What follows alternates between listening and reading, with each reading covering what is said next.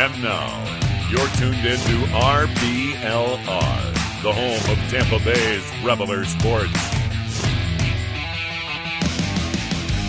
This is the RBLR Rays podcast. I'm your host, Zach Dobb, along with my co-host, Pat Davenport. Pat, happy Shane McClanahan Day to all who celebrate. The most wonderful time of the year. Something that feels like it should be a celebrated national holiday for sure, but soon it will just become part of our weekly schedule.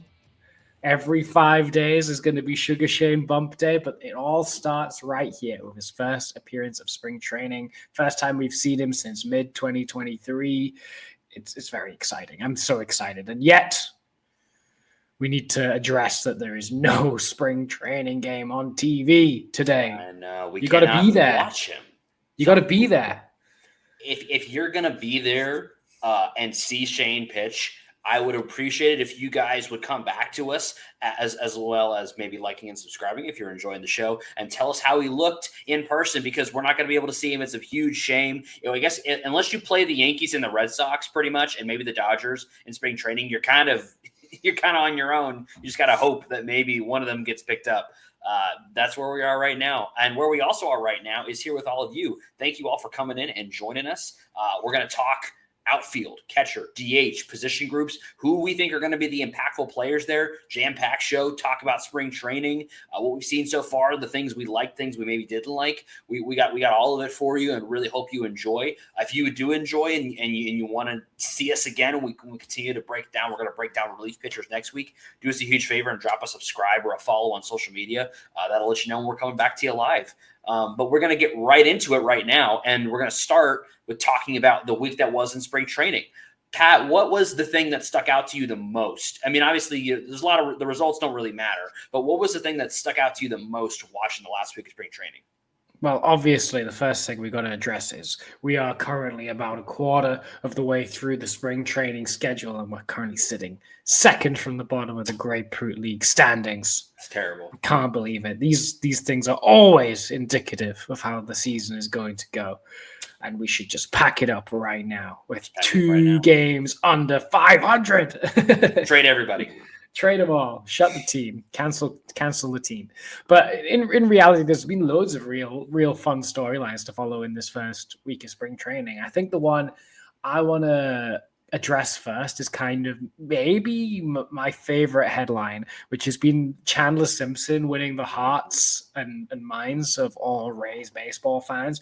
And I think it's important that we bring him up because we are talking about the outfield mix today is our main event topic. And I think when we last mentioned Chandler Simpson, we gave him a cursory nod as someone that will try and fight for a spot in the outfield coming into the 2025 season. And he has turned a lot of heads here early. I mean, he's been getting on base now at an outrageous clip. I think routine ground balls are no longer routine, and he is stealing a lot of bases. But I think perhaps the biggest step for Chandler Simpson is he has been flashing the glove out there in the outfield.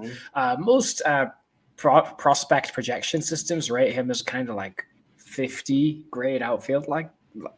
Like he's fine, but the amount of ground he was covering to get to some of those balls is something only he can do with that speed. And if he continues to get reps out there and improves his rooting a little bit, then, oh my goodness, we might have something special. A bit of an old school type leadoff hitter prototype right there. And I mean, there's a name that's right there in my mind. I'm not going to say it because that's not fair to him. Not going to say it, but I think we're all thinking it a little bit of where this guy comps to. Not going to say it yet. We'll let him do something in the majors first before we say it, but it's there.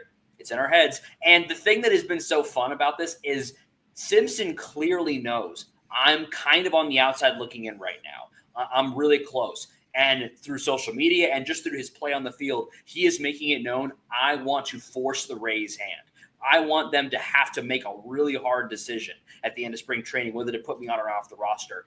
And he is showing right now everything we've talked about with him, the kind of value he can provide to a team, where the kind of pressure that he puts on the pitching staff and the defense the second he steps in the batter's box.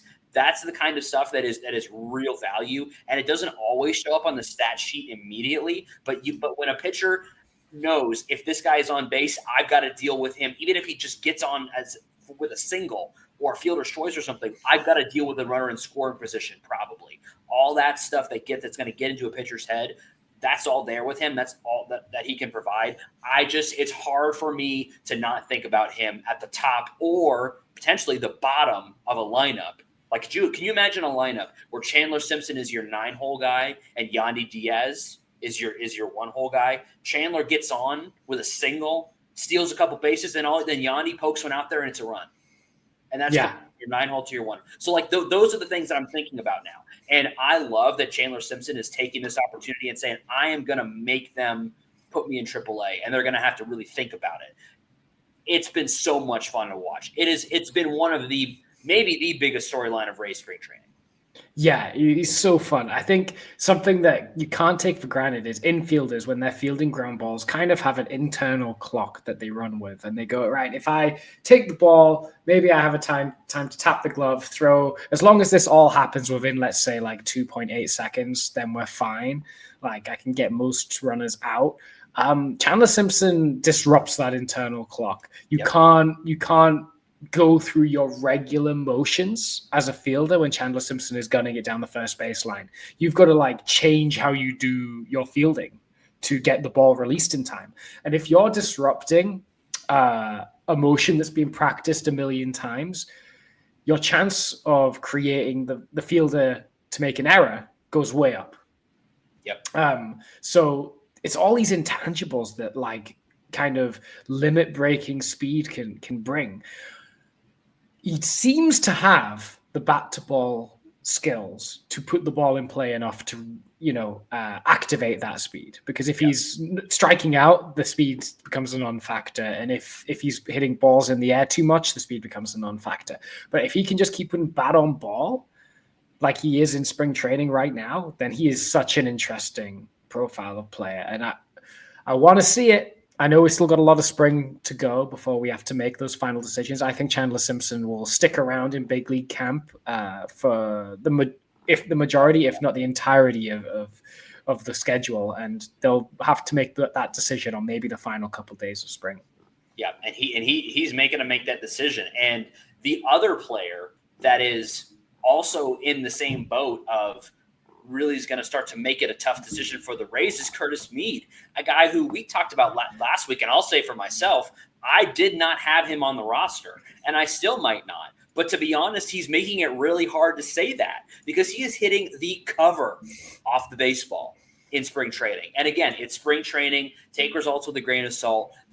But in a situation where, as we're going to get into here in just a minute, where there are no locks, there are some locks, but there are positions where there is availability to get on the roster. And when that exists and you get a performance like Mead is putting out there, he's going to make it a really hard decision for Kevin Cash and Eric Neander.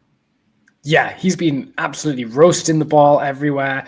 I know everyone can have a hot week, but his week has been particularly hot. And again, like you just said, we thought he wasn't going to be on the roster, and now all of a sudden we're trying to do mental maths in our head about how, okay, maybe we can fit Mead on the roster. How is he going to fit around this infield mix that's already quite crowded? Can we have him and Aranda on at the same time? What do we do with Brandon Lau in this scenario? Does that mean that he moves into DH full time?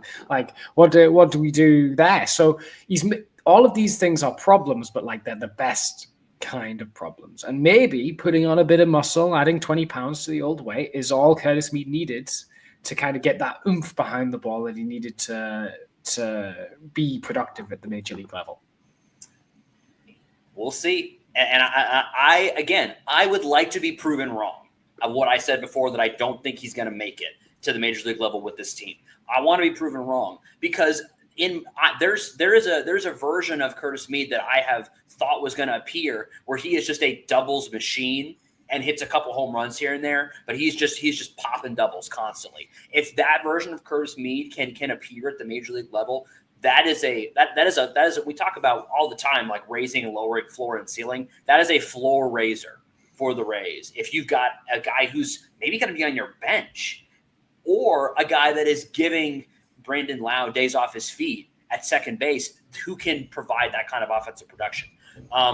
Before we move on to the our player previews for outfield, center, and DH. Is there anything you've seen so far in spring training that you don't like?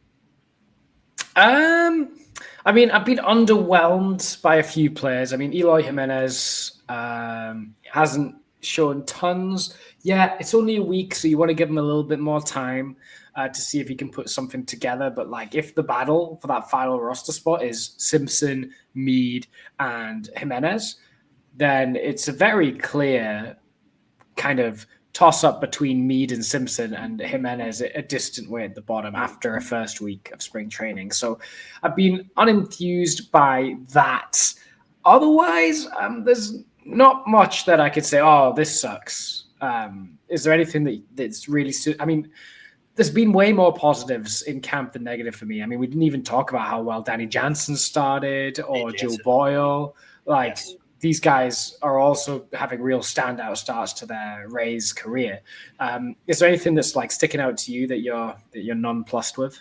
Yeah, Jimenez is the only thing that I would say that I am nonplussed about, because I was hoping to see a little bit more there. None of the pitchers are really concerning me. I don't give really much thought at all to results for pitchers early on in spring training. Then there's nobody who got shelled really that is going to be a major league starter for us this year. Pepio was fine yesterday. Littell was fine. Like, they weren't like amazing or anything, but I also don't expect them to be at this point in spring training. So, I'm going to be very excited to see how Shane does today. But from the pitching side of things, it's been kind of, nothing's like really blown me away except for Joe Boyle, and everything else has just been kind of fine. But I mean, I do think we got to talk briefly about Joe Boyle, because what a great outing for him yesterday. 4-pitch mix was just tossing the ball 99 miles per hour plus. Elite stuff from him. Yeah, 2 innings, 4 strikeouts. And finding the zone with way more frequency than he's shown last year. If that is the trend, and he's finding the zone consistently all throughout spring, how do you keep him off the roster? He's nuts. He's unhittable. I think he's like, if you took Tyler Glasnow and made his stuff even better, but his command even worse when you found, like, as in when we found him, when we took him from the Pirates, but an even more extreme profile of that. Yeah. And imagine if we fix Joe Boyle to the extent that we pitch Tyler Glasnow. Like, holy moly. Like, that's a pitcher right there. That's a Cy Young candidate. It is. And we're going to see. It's going to be an interesting storyline to watch all throughout the season, even if he's not on the roster right out of spring training. It'll be interesting to follow all season long, and we're going to be following it right here on the podcast. So we hope that you join us all throughout the season. We really appreciate you guys being here with us all throughout the offseason and now joining us back for the regular season. If you would do us a huge favor, if you've enjoyed our offseason coverage, if you are enjoying what we're doing so far, and you've been watching us for a while and you haven't subscribed yet and you haven't followed us yet, do us a huge favor. It means a lot to us, helps us out. It's free. We want to keep bringing you this show, and it means so much to us if you would just give us a like, drop us a follow, drop us a subscribe, so that we know you're enjoying and that when we go live, because we're going to be going live all season long. And this is all these storylines that we're talking about and building up right now. It's only going to get deeper and more interesting as the season goes on. Absolutely. And if you manage to catch us live, one of the best ways to get involved in the discussion is to watch us on YouTube while we're live, because if you're subscribed and you hit the bell, you'll know when that's happening, and you can leave comments, ask questions, get involved in the discussion live on the show. So you should do that as well. Yeah, if you've got somebody that you've loved watching in spring training, let us know right now. Tell us who you're psyched about through spring training. And as we're going through the outfield, catcher, and DH previews, let us know what you think about all those positions and who you think should be the starters. We're going to get into it right now, and we're going to start right to left. We're going to start in right field, because it's maybe, I mean, you may disagree with me on this, but I don't know if there's any position more locked in right now for the Rays than right field, because it's just Josh Lowe. There's not even really anybody else to talk about for right field right now. It is Josh Lowe's position. Yeah, 100%. I think the only other position that comes even close to that is Caminero at third. But other than that, yeah, Josh Lowe is going to be the right fielder, obviously coming off a down year in 2024 where he started the season injured and was kind of slow coming out of the box. Had some moments where he was looking like he was coming back to form, but never quite fully got there. His walk percentage was up on his 2023, where he was playing at an all-star quality pace in 2024. But the main thing was that he was striking out a ton in 2024, 31% at the time. So it's whether or not he's managed to get his swing back up to speed and getting to those balls like he was in 2023 that he was struggling to get in 2024. That high fastball problem started to come back a little bit again. So, and you would like to say that Josh Lowe, when he's on, is an all-star quality player. I would say he's like, if you diluted Kyle Tucker a smidge, you're kind of where Josh Lowe is. 5 tools when they're all happening. Yeah, I mean, it's just the problem is he's had 2 underwhelming stints in the big leagues and 1 really good one. Which ones are the mirage for Josh Lowe? And this is a big prove it year for him, or at least in my eyes. Yeah, and I think when you look at the under the hood things with him, I'm going to chalk a lot of his inability to kind of replicate his performance against the fastball last season up to the oblique injury. You just hear about anytime you've ever heard pro athletes and especially baseball players talk about an oblique, it's just so hard to recover from. It just kind of nags all season, even when you're recovered and playing. I just feel like that was a huge factor in him not being able to perform at the level that he did in 2023. So I'm kind of giving him a pass for this last year. There's nothing that in his game so far that makes me think that he's not going to be able to provide that kind of 2.53 F4 type player. He has all the tools. He can be a 2020 guy. Absolutely. I think the question, if we're talking about expectations for him, the ceiling for him, maybe you disagree, but I think the ceiling for him is, can he get to 30-30, maybe even 30-40?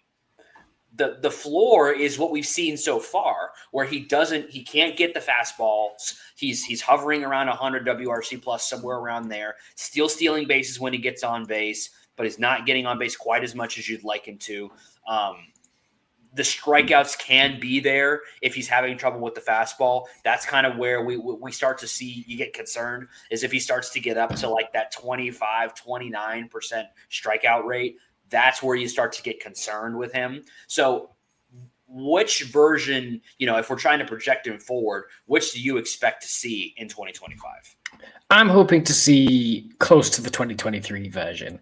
I would be surprised if he massively exceeded that, to be honest. I don't know if he's going to get to 30 home runs. The thing is, he does swing the bat hard and generates, when he's on, like good barrel percentages, but I don't know if he I don't know if he has a 30 home run season in him, but I do think, we can get an 800 OPS, 800 plus OPS from him. You want to steal 30 bases if you're him and be good in the outfield.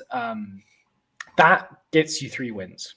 Yeah. And that's what we want from him.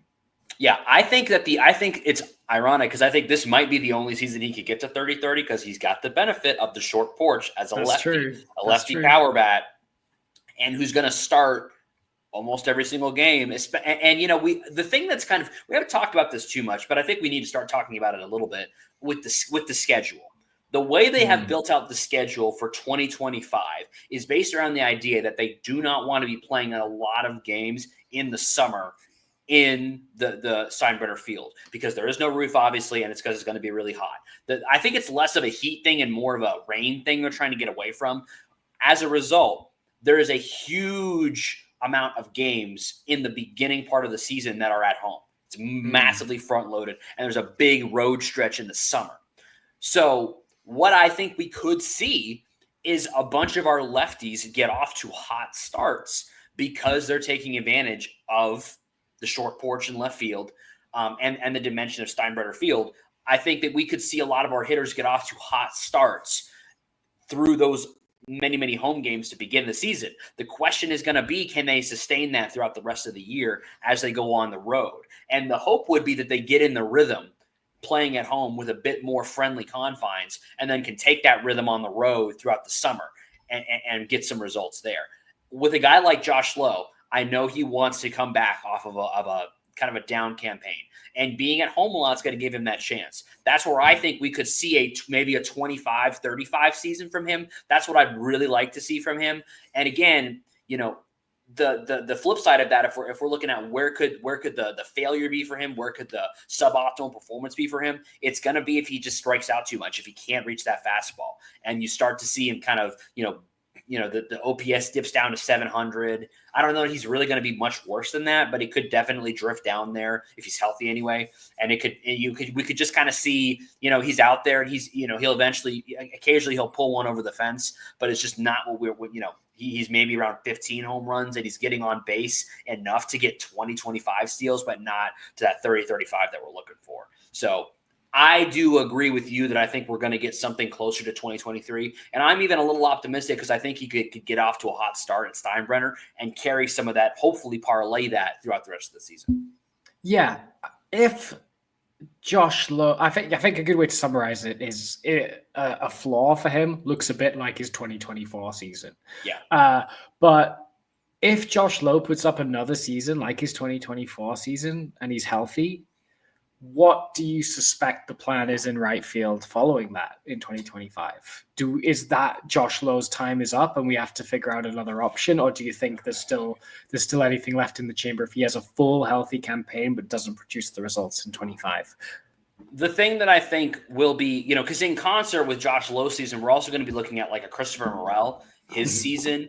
I don't know that I'd want to put him in right field, but like that's where my mind goes. If he has another bad season, or for his standards bad season, I don't know that it's immediately abandoned ship on him. He's a first-round pick. He's not a guy that we just want to give up on. I don't think they're going to just give up on him. But I do think you'll start to see maybe he doesn't start every day. Maybe Morel's getting some starts there. Maybe Simpson's getting some starts there. There's a lot. There are guys in the Rays system, outfielders that will eventually affect the major league roster. There's nobody right now that I'm like psyched about. Like, man, like the opportunity is there. Let's get this guy in there. It's like Tristan Peters, Jake Mangum, Cameron Meisner. They're okay. They're fine. I think that where it starts to change, and if we get through another season, is Aiden Smith ready to affect the major league roster? Probably not, but I don't know. Obviously, Braylor Guerrero, if you haven't heard his name yet, you're going to want to learn it. The kid is a freak of nature. 17 years old last season, hitting to like a 155 WRC plus. You're going to want to learn the name. He's another guy that will eventually affect the outfield. But I kind of think that Josh Lowe is going to get the chance to earn the spot, not just this year, but next year too. But I do think if we get to 2027 and he hasn't been able to replicate his 2023 form, that's where you start to say, well, maybe it's time for the young guys to come up and maybe really lock in that spot along with a Chandler Simpson. Yeah.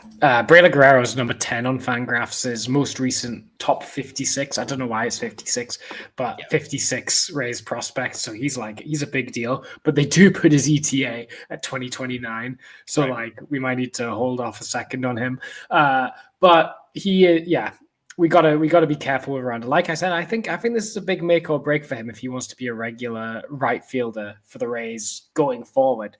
There was a point, I think, after 2023 where we said, "Hey, is this guy an extension candidate?" Yeah, absolutely. Is 2025 will be the decision, I think, on whether he's an extension candidate or not. Or alternatively, last point on Josh Lowe, he has had a couple of injuries here and there. Do you think if he has another big injury this year, we have to put him in the Brandon Lau box of like, hey, he's great when he's healthy, but how often can we depend on that? Yeah, and that would be unfortunate because if we have to put him in that box, he is not as good as Brandon Lau. If he ends up in that box, that would be unfortunate. If he had another serious injury and you get the sense that it's going to be an issue with him long term. An oblique is such a funny injury. I would be surprised if he has another injury like that. I don't expect that to happen. It could, but if he does get injured again, he unfortunately does not have the pedigree of performance that Brandon Lau has had to kind of buy him, that roster spot. He doesn't have a 40 home run, down ballot MVP vote campaign on his legacy to be able to stay on a roster if he's having injury troubles. Yeah. So Overall confidence in right field position out of 10. Yeah, I'm like a 9. I like, again, we said a lot of really negative things about Josh Lowe in the last like 5 minutes there, but I'm really confident that he's going to have a good season this year. Like, I think starting out in Steinbrenner, starting fully healthy, I think he's ready to go. I think he's going to have a great season. It's a 9.5 for me. Wow, I would put it at like an 8, just because he's a set and forget guy. Like, the position is his for the rest of the year. But he's not like a lock to be a top performer. Yeah. You'd bet on him to do it, but he's not a lock. So I'd put him at like an 8. Yeah, and I guess I think for me, like, I suppose it is possible. But I mean, just after watching him in 2023, I just don't feel like I don't feel like he was like overperforming his expectations or his skill set in 2023, which to me is why I have such a high confidence level, because I just don't see a world where he's healthy and not performing the way he did in 2023. I guess we'll find out.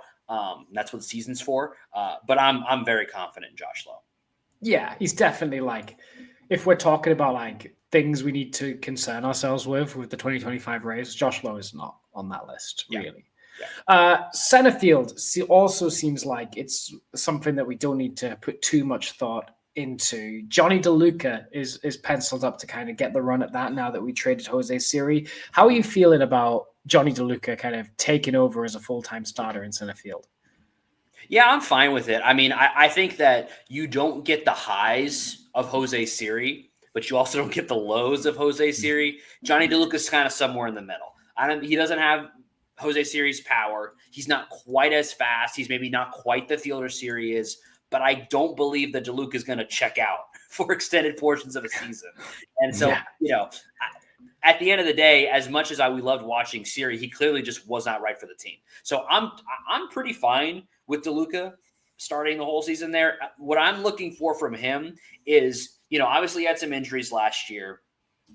I really want to see him get to right around 100 WRC plus league average bat, because that's kind of all I need from him. I don't need him to be a world beater at center field. We've got enough positions where there's guys with high upside from an offense standpoint. I don't necessarily need him to light the world on fire offensively. I just need him to not be a liability. If he can be a league average bat and continue to perform defensively the way we've seen him perform and steal a couple bases when he gets on, that's kind of all I need from him. And there's not really anybody else on the roster right now that is going to be playing a lot of center field. You might get your odd day from Josh Lowe over there. Maybe Palacios could be an emergency center fielder. I don't think that a guy like, the only guy that's kind of in the minors that would maybe profile to start in center field if you needed him to is Mangum, who I don't have any particular interest in seeing that. So I think it's going to be Johnny DeLuca's position, and I expect him to do fine. I don't think he's going to be like a top 10 center fielder or anything, but if he's just a league average bat and playing good defense, it's like a 2-WAR player, and I'm totally fine with that. Yeah, and I think you're in fact selling short how good of a fielder Johnny DeLuca is and how good of a runner he is, because we're going from Jose Siri's like 100th percentile sprint speed to Johnny DeLuca's 98th percentile sprint speed, and we're going from Jose Siri's like 9 to 10 outs above average to Johnny DeLuca's 8 outs above average. Like he is a really good fielder and a really fast runner. So yeah, the skill isn't quite as extreme in those regards, but he's still got those as plus skills. He definitely does not have the power of Jose Siri though. Like let's be perfectly clear. There is no shot in hell that Johnny DeLuca is getting 20 home runs. Yeah, no. I don't think. If he was a lefty, maybe he could fake it over that short porch, but as a righty, I don't think it's happening for him. No. I think you're right, where we just got to go, hey, listen, if he can get close to a league average bat, which I think he has the potential to. I think something that went wrong for him in 2024 was that his swing decisions started to slide a little bit. His walks went down. He started chasing a bit more. He needs to stop pressing as much and just work with what he gets a little bit more. If he can sort out those swing decisions, chase a little bit less, focus on just putting the ball in play, let his speed do the talking, then I think there's a place where we can get him to a 90 to 100 WRC plus. And if he can do that with the fielding that he has, like you said, that's a couple of wins right there. Yeah. So that's all we need from him, to be out of the eight or nine spot in the lineup, just having decent at bats, right, and providing good fielding. That's all we want from him. And Luis Robert or like Byron Buxton or those like elite 5-tool center fielders are like gold dust. They don't just spawn out of the air. They're hard to find. Usually you've got to pick one tool set or the other, either an offensive minded one or a defensive minded one. And with center field, the amount of balls that they're going to have to play, you'd rather go with the glove skill set there. So that's exactly what we want out of him. I project probably like a 90 WRC plus out of DeLuca, which would be a step up because he had a 77 WRC plus last year, and still good defense. Maybe he could steal 20 to 30 bags depending on how often he gets on base. Right. I think 20 is his floor though. I think he could get 30, maybe even 40 if he gets on base enough. I'm fine with DeLuca being there. It's a shame that Siri couldn't build on his 2023 campaign. And we had to kind of cut ties with him because I think there's a higher ceiling on Jose Siri, but Johnny DeLuca is a totally serviceable guy in center field. Yeah. And, again, there isn't really anybody else nipping at his heels either. So I think, and that sometimes that's a bad thing because, somebody gets complacent and comfortable, but because he's a younger guy and because there's some expectation of coming over from the Dodgers being a part of the Tyler Glasnow trade, I don't think that's going to be there. So I expect him to have a really nice season. Like I agree with you. The floor for him is like an 80 WRC plus. And he's, or maybe I would say a bad season for him is like a 75 to 80 WRC plus with the good defense and maybe 15 to 20 steals. I expect something closer to a 95 to 100 WRC plus, knocking on the door of 30 steals. Not going to put up power numbers, but definitely going to be holding it down in center and not a position I'm going to have to feel like I'm worried about. No, again, he's set and forget. Again, don't expect him to hit in the top half of the order unless Kevin Cash is like feeling frisky on a particular day and like bats him too, because he did that with Taylor Walls a couple of times where he just like bats him lead off or whatever. That might happen, but he's not going to be there with any kind of regularity, and he'll be completely solid for you. However, I reckon there is maybe one man that could chop at his heels, and that's Chandler Simpson. And that's the conversation. And I think, I don't know that he's going to be getting a whole lot of center field reps this season because I think that, he to me, and maybe you disagree with me on this, I think that the place that Chandler Simpson can get to the major leagues is in left. I don't necessarily think so much in center because I think they're going to give Johnny DeLuca that spot, but maybe not. Maybe do you think that Simpson's best path to, major league at bats is in center? Not this year. Not this year. Yeah. Maybe if DeLuca kind of plays to his floor, I don't see why they don't give Chandler Simpson a full-time run in center field. Yeah, next year, I'm 100% with you on 2026. That is the thing I would say about the season for DeLuca. If you are Johnny DeLuca, you cannot pretend like you do not see Chandler Simpson over there doing what he's doing. And that is absolutely a threat for 2026. Absolutely a threat for 2026. And, DeLuca set it and forget it for this year. Same thing with Josh Lowe. Next year, that will not be the case for DeLuca. He's going to need to earn his spot this year. If he wants to continue to be the set it and forget it center fielder, he's going to need to have a good performance. And if you out there are looking for a wardrobe that you can set and forget, I have a really simple solution for you at shop.rblrsports.com, where you can get all the best merchandise inspired by your favorite Tampa Bay Rays or Tampa Bay sports teams. I always almost say Tampa Bay Rays. The Rays are there, the Bucks are there, the Lightning are there, the Rowdies are there, the Sun are there. Shop.rblrsports.com. Get 10% off your entire order with promo code FLAPPY, FLAPPY, 10% off with promo code FLAPPY, shop.rblrsports.com. What better way to celebrate St. David's Day than to get some RBLR Sports merchandise? Shout out to all our Welsh listeners or people who have Welsh family in the RBLR community, celebrate St. David's Day the best way with some RBLR Sports merch. Do you have any Welsh connections? I do not. I have no idea what you're talking about, but I support all the people supporting that holiday. So I have no idea what that is.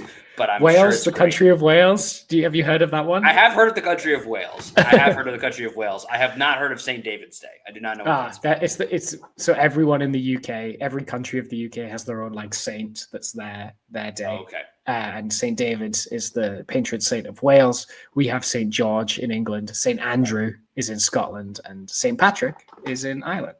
I did know about that one. I also knew about St. George as well because he was the one who fought the dragon. You did, yeah. I did know about that. Yeah, did know about that. Go on. Speaking of dragons, left field. I don't really know what's going on over there yet. There hasn't been a whole lot so far in spring training that's made me feel super good about what's going on over there. This is, I think, the most by far volatile position for the Rays in 2025, and I would not be comfortable telling you who is going to get the most starts there. The couple of the names that are in contention for this spot, the one that we think is going to get the start to begin the season, or at least, that's what Fangraphs thinks anyway, is Christopher Morel. He's the guy that you like. I think we can, as much as we like some of the other guys, maybe we're going to talk about, I think the ideal scenario is Christopher Morel plays well enough to earn that spot all season long because he was the primary return in the trade for Isak Paredes. So you'd really like Morel to earn that spot. But behind him, you've got guys like Richie Palacios. Caballero is now playing some left field, so he's now in the mix. You've got maybe Chandler Simpson is he's kind of maybe fighting for a spot out there. There's a lot of guys that are kind of, sitting. There's 4 or 5 guys that are kind of bouncing around as potential options there.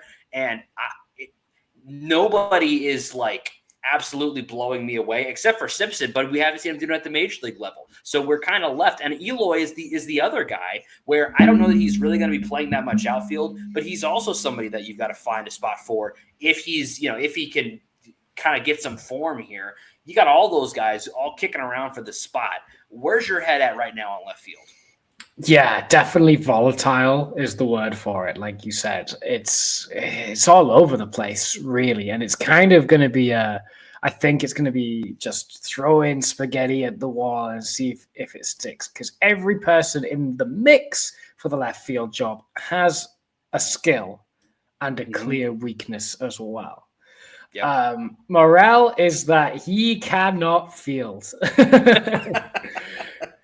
Like, my goodness, can he not field? Like, I know I have a tendency to sometimes sound hyperbolic, but I actually don't think I'm being hyperbolic when I say Christopher Morel is the worst fielder I've seen on a major league team in my entire history of watching baseball. Worse than Harold?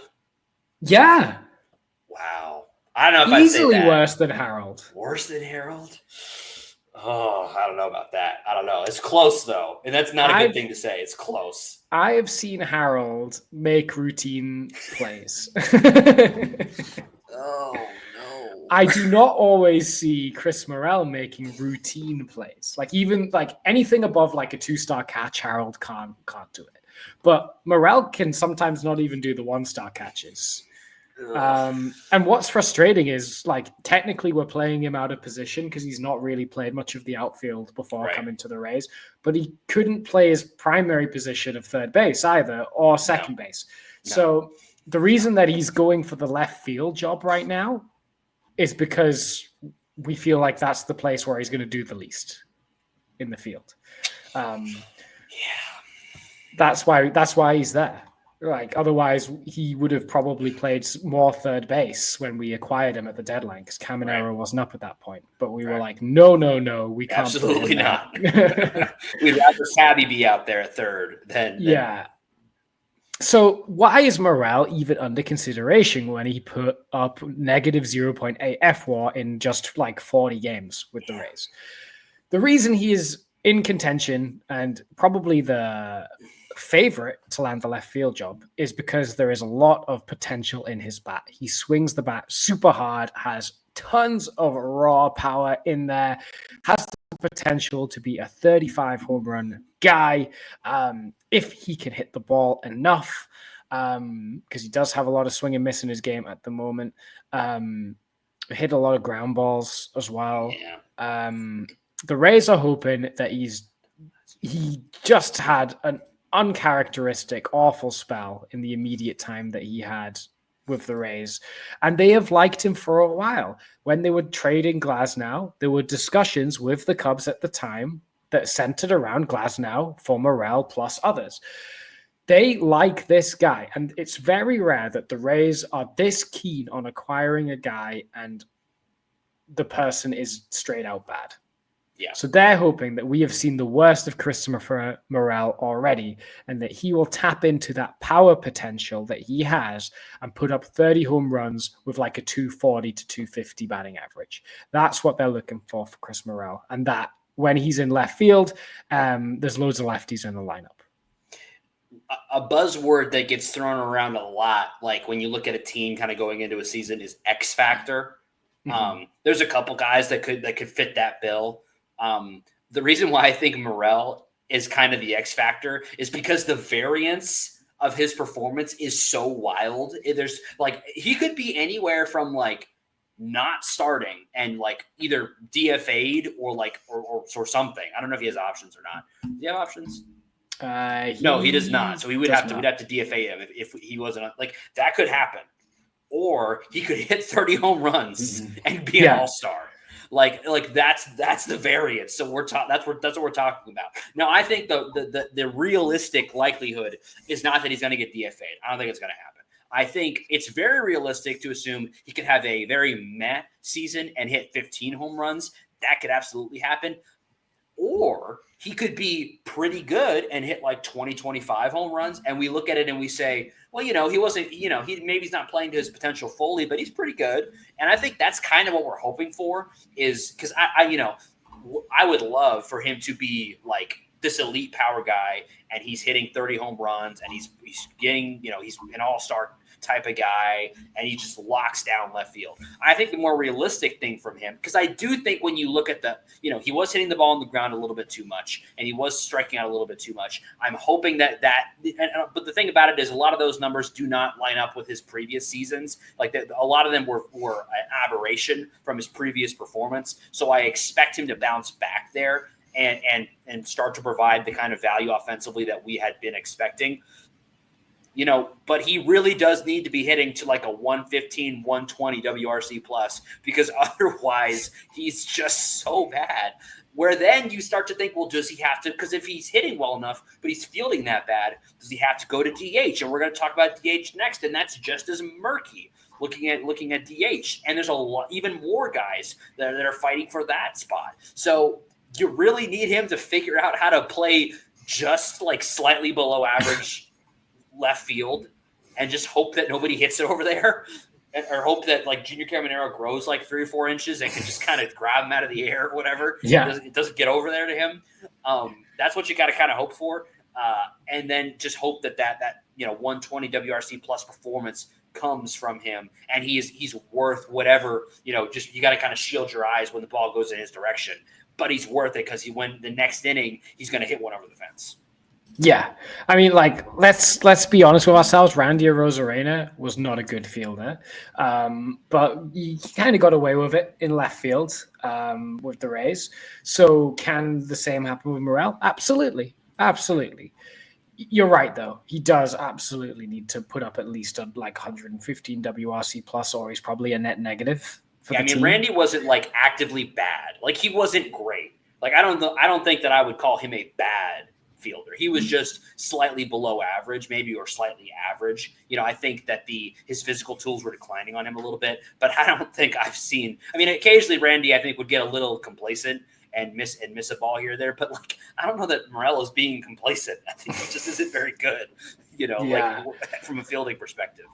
So I really want it to work for Chris Morel, and I said this about Caminero. You're right; he's an X factor.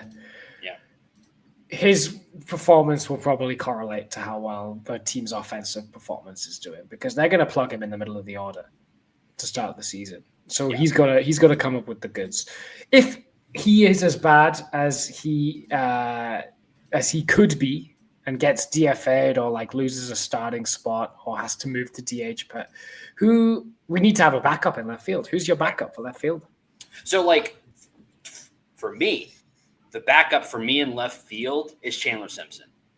I've had this thought for a while, even before the season started, or the preseason started. But as spring training has gone on, I've only become more confident. I'm going to throw something out to you that I think is maybe a little bit crazy, and you can tell me if it's crazy. But I think we need to think about it. How do you feel about Chandler Simpson on, Caballero off? So you only have Junior as emergency shortstop, and you've got Walls playing full time to start the season at shortstop, but you bring Chandler Simpson on the roster. It's risky. But you can just call Cabby up if something happens. Right, because Caballero's got options. He does. Ask me in like 2 weeks. Ask me in 2 weeks, because I'm not dismissing the idea out of hand. Let's see Chandler Simpson a little bit more before we make that decision full time. Because Caballero you're right, is not particularly great, but I do worry about if Taylor Walls goes down in the first month of the season or so, we don't have a shortstop. Yeah, and I think that if that does happen, you can obviously bring up Caballero and swap them out there. The thing that, and I'm being very optimistic about Chandler Simpson, because the truth is, if he does come up and if he is a part of the roster and playing at the major league level, young guys are generally bad at baseball. And he's probably going to be, a very up and down type of guy.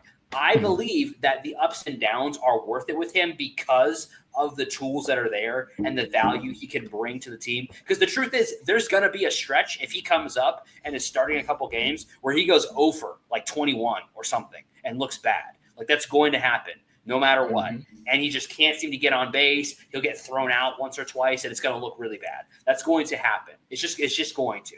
I think it's worth it because that guy is a part of this team's future. He will be starting somewhere sooner rather than later.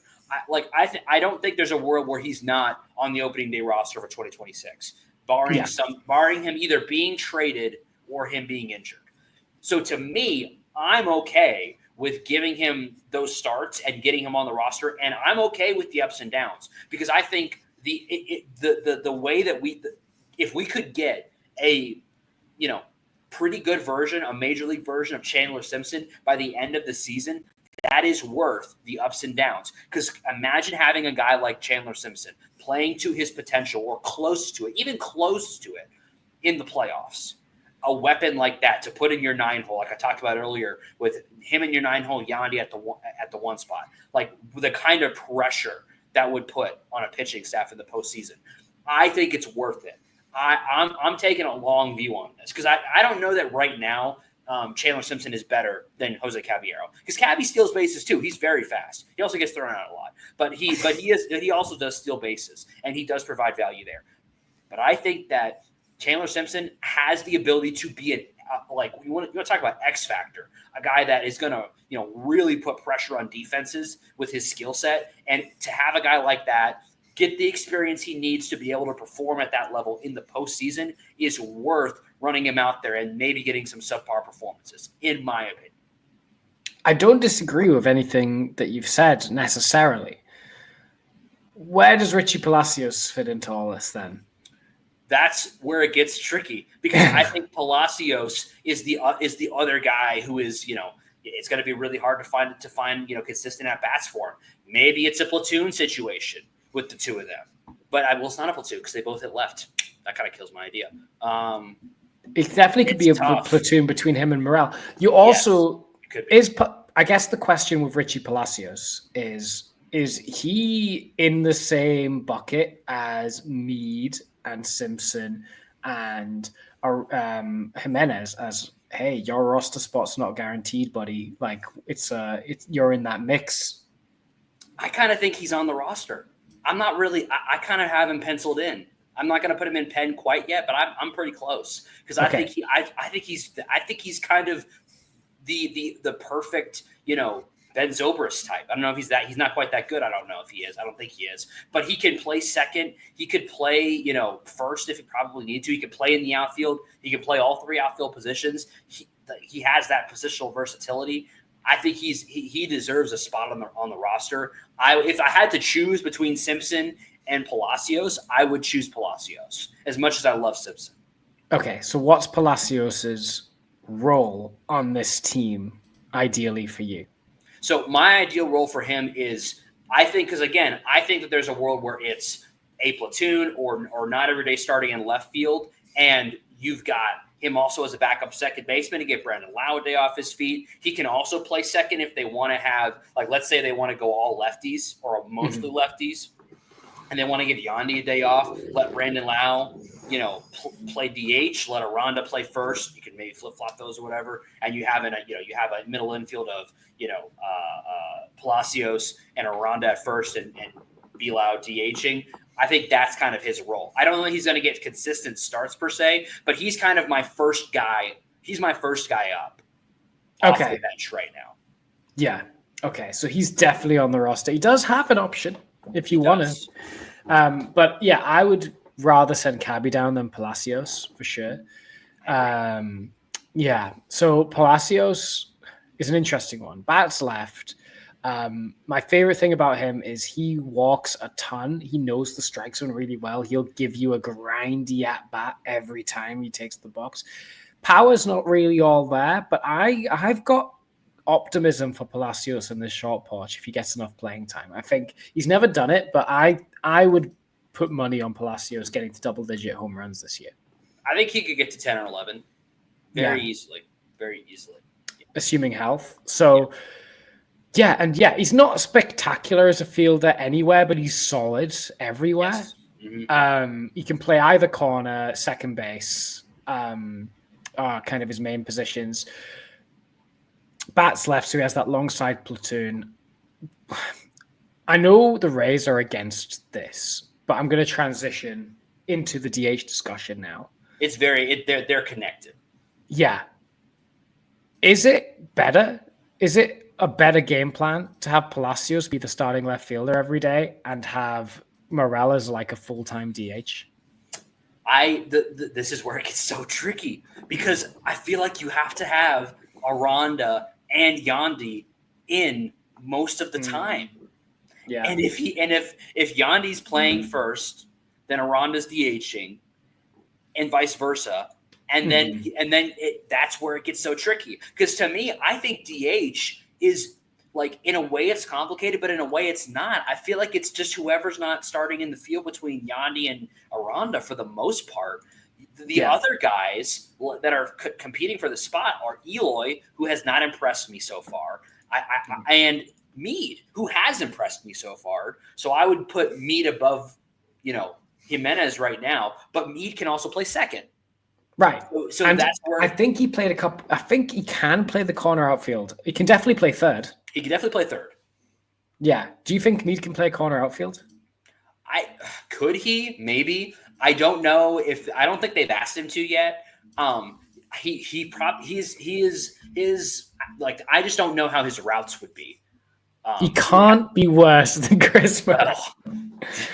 Yeah, I kind of agree with you, but I mean, but that's where we're at because we're in this scenario where we're there's all these bats and there's not enough positions on the roster to get them all in there. And the truth is, somebody's going to be left holding the bag, and I just don't know who it's going to be right now. And the reason why I've always been kind of out on Meade is I kind of feel like he's the one's going to be left holding the bag because he doesn't have the same level of positional versatility as a Palacios, who I think they are directly competing because I don't think that he has the bat that Aranda does right now, at least. I think he might one day have that bat. He doesn't have the bat of the other starters of Yandy or Bilao. He obviously doesn't have Caminero's bat. He doesn't have the power potential of Morel. So then you're just kind of left with he's pretty good at a lot of things, and he's not great at any of them. However, his pretty good could be a 20 home run, 40 double type of guy. And you don't want that guy on the bench either. This is where it gets so hard when you're looking at these positions, because that's where, like, I would like to do exactly what you're talking about and let Morel DH and let Palacios play left. But Aranda's too good. I feel like Aranda's too good. Yeah, because if Morel going to DH means you put Palacios' bat in the lineup over Aranda, and you would never do that if it was just a bat for bat type comparison. So you're right. I think you're right, but it's so tricky to fit them all in. Right. We know who our two catchers are going to be. Yes. So let's quickly just have a brief discussion on our catchers, and then we'll try and currently project the 13 position players that are going to be on this Rays roster. Yes, we will try. I know we're coming up to an hour, but stick with us, folks. Stick with us. We're going to wrap it up here. Okay. Pretty simple. Danny Jansen, Ben Rortvedt. Danny Jansen right, Ben Rortvedt left. Danny Jansen's probably better than Ben Rortvedt with the bat. I think, like, it may look like a platoon. I think Danny Jansen's going to get the majority of the starts. He's looked good so far. They brought him in and paid him as much as they paid him. He's your starting catcher. Rortvedt's the backup. They may decide on an odd day to platoon him a little bit, but I think we're going to see a lot of Danny Jansen. Yeah, 100%. Really good at blocking, not great at throwing out runners. So fielder, framer. Yeah, game calling, we'll see. Not enough sample, really. He's learning the staff, so like we'll chill on the game calling for now. But yeah, everywhere he's played, people liked him. Former Blue Jays managers have talked highly of him. Alex Cora's talked highly of him. Seems to vibe well in the clubhouse. Yeah, I'm really happy that the Rays went and got a veteran catcher that's kind of, major league plug and play, because, oh my goodness, we had a rough time of it last year with catchers. And Rortvedt, I think, is perfectly positioned as a backup catcher. I think that's his best role. Yeah, 8 out of 10 for the catcher position. Not because I think they're like Adley Rutschman level, but just like, yeah, I don't care about the catcher position. I'm like totally like, yeah, fine. That's fine. Yeah, they're going to be fine. That's about all I can say. They're going to be fine. I'm not worried about it. I was a little worried about it before they got Jansen, and I think I'm now fine. I'm not like, yeah. I'm just kind of like, it'll be fine. It'll be fine. It won't be the black hole that it was last year. It was a mess last year. It was an absolute mess last year, and I don't want to pretend it's not. Okay. Here we go. So this is how we're going to do it. I'm going to say each of the positions, and then we're going to give our starter for each position. And then after that, we have 4 bench spots. Correct. So let's start with that. Starting first baseman. Yandy Diaz. Starting second baseman. Brandon Lau. Starting shortstop. Taylor Walls. And then eventually Ha-Seong Kim. Yeah, Taylor Walls, asterisk, Ha-Seong Kim from May onwards. Third base. Junior Caminero. Yep. Catcher. Danny Jansen. Yep. Right field. Josh Lowe. Center field. Johnny DeLuca.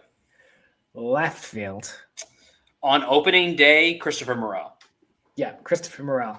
Okay, so we've said all of those guys. We have 4 spots. The way I'm going to categorize them is backup catcher, backup infielder, backup outfielder, utility man, or 26th man, we'll call him. Yep. Okay, so backup catcher. Is Rortvedt. Yep. Backup outfielder. I'm going to say Chandler Simpson. Okay, Chandler Simpson. Chandler Simpson for me. Okay. Then backup infielder. Palacios. Okay. That's how you're lining that up. You're going to have Palacios as the infielder. Okay. Correct. 26th man. By the way, Jonathan. Jonathan Aranda for DH. DH Jonathan Aranda. Yeah, sorry. We're on the same page there. Okay, 26th man. 26th man. It's down to Meade. It's down to Caballero. It's down to Jimenez. Yeah. realistically, unless you're going to come out of left field and say, I'm going with my crazy idea. I'm going to put Mead in. He's changed my mind. I'm going with my crazy idea of no backup shortstop except for maybe Junior. Okay, my mind lines up with yours, except I'm fine with Simpson being backup outfielder. I'm going to list Caballero as my backup infielder and Palacios as the 26th man. Mead not yet there yet for me. Here's the reason why I'm doing that. Because once Ha-Sung Kim comes back, Taylor Walls bumps down. Yeah. He becomes the 26th man to me at that point. Not backup infielder Palacios was the 26th man? I know, because I think Palacios is still better than Walls. He provides more value. He's still I guess you could say, but I'm still running with the idea that Ha-Sung Kim's starting at shortstop. Most of the time. And so with that in mind, the reason why I'm bringing Mead up is because I want to give him a shot. I think if he keeps playing the way he's playing right now, I want to give him a shot. He is showing me what I needed to see. I said at the beginning of spring training, I need Mead to blow me away. He's blowing me away right now. Yeah, but are you not scared of no shortstops potentially? I'm not really, because if Walls gets hurt, Junior scoots over to short for the rest of the game, and Mead plays third or whatever, and then you just bring up Cabby the next day. Right. Yeah. And if Walls is terrible and you have to move, this idea. We know Walls, we've seen Walls be terrible and they don't move him off the position anyway. Right. And this idea that I've thought about it a little bit. I got it kind of confirmed in our Raise group chat, talking with some of the guys there. They kind of gave me the courage to say the idea that's been bouncing around in my head of not having a backup shortstop, especially. And this is unique because you have a guy that you're confident can play the position with options. This is a unique scenario where you're not always in that spot. You don't always have a guy with options that you feel confident can play, but you do right now. So because you have a guy that you can move up and down like that, I'm gonna say, unfortunately, leave him in AAA. Okay. I guess the only other devil's advocate thing I can say is you're right if Walls gets hurt, but also that means Walls gets no days off either. I feel like that's kind of the gig. Them's the breaks, kids. I feel like that's kind of the gig. Them's the breaks. You have 48 games, 45 games to tell us why you should be the starting shortstop and not this guy we just paid $13 million. So we're gonna run you out there every day. Every single day. Every single day. I'm running him out there every single day. Figure it out, kid. Cal Ripken did it for 2 years. That's true. That's true. I respect it. I have nothing but respect for it. But me, the coward, I'm gonna keep. I also don't want to be convinced on Curtis Mead after a week of games. That's fair. Yeah, I'm an emotional guy. I'll be honest.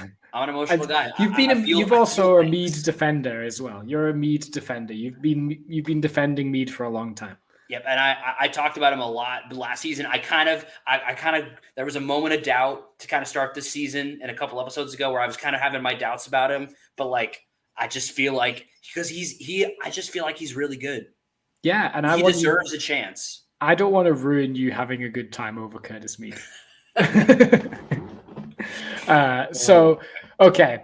What do you think? Do you think we should do the no shortstop experiment and leave Caballero off the roster in favor of Curtis Mead based on the hot stat he's had in spring training? Do you think Chandler Simpson has done enough already to earn himself a major league roster spot? Do you think there's someone that we're totally missing? Do you think Morel should ever hold a glove in his hand again? You should let us know on the social media channels. You can let us know on X, Blue Sky, Instagram, all those good things. You can tweet us. You can send us messages. And, of course, leave comments right here on the YouTube feed or wherever you're listening to this on your podcast feed. Absolutely. We're getting so close to the regular season. We can smell it. It's right there. And we're so excited to go through the whole season with you guys. Whatever nonsense is going to happen in left field, whatever weird combination is going to be in DH, we're going to get to walk through it all with you guys. We're really, really excited about it. It's going to be a fun season, guys. It's going to be a fun season. Absolutely. A really exciting season. I'm really excited for this season. And oh my God, if you thought this was a complicated mess, we're going to try and sort out the bullpen next week. Yeah. Get ready for next week, guys. We got the bullpen. Tough one. But for now, raise up. Raise up.